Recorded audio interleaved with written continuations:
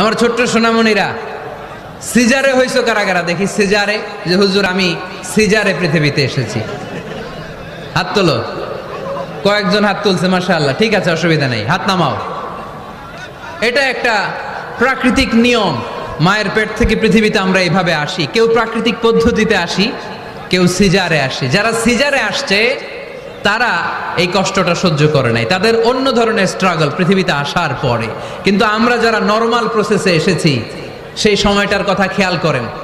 আমাদের দেহের সাইজ অনেক বড়, আমাদের ওজন অনেক বেশি, কিন্তু আমাদের মায়ের যেই অঙ্গটা দিয়ে আমরা পৃথিবীতে এসেছি ওই জায়গাটা বড় সরু। খুব ছোট্ট একটা জায়গা দিয়ে এই বিশাল দেহ নিয়ে আমাকে সংগ্রাম করে আসতে হয়েছে, ঠিক কিনা?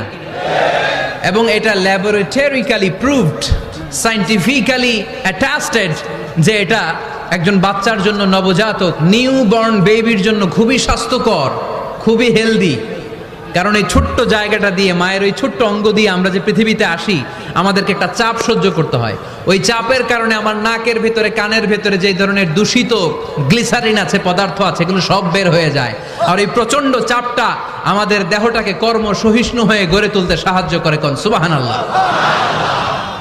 সেই দিন আমরা স্ট্রাগল করে পৃথিবীর বুকে এসেছিলাম। যেদিন মায়ের পেট থেকে যুদ্ধ করে আমাকে পৃথিবীতে আসতে হয়েছে, ওই দিন আমার কান ছিল?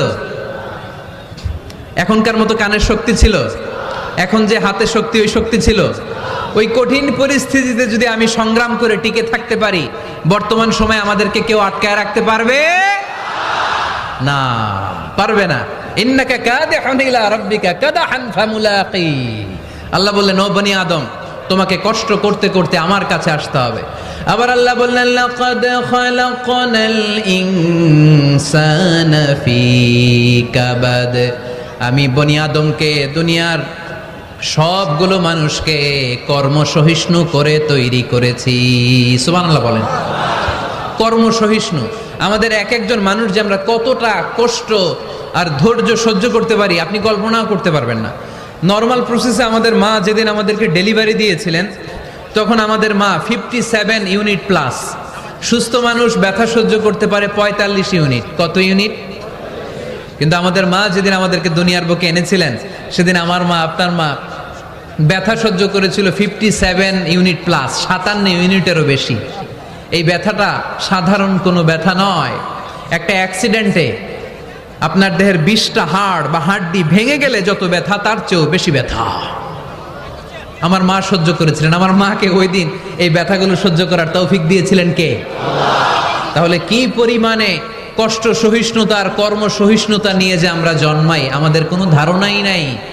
এজন্য আমি প্রায় বলি, ছেলে মেয়েদেরকে, সন্তানকে ননির পুতুল করে গড়ে তুলবেন না। ছেলে মেয়েদেরকে কষ্ট সহিষ্ণু করে গড়ে তোলেন।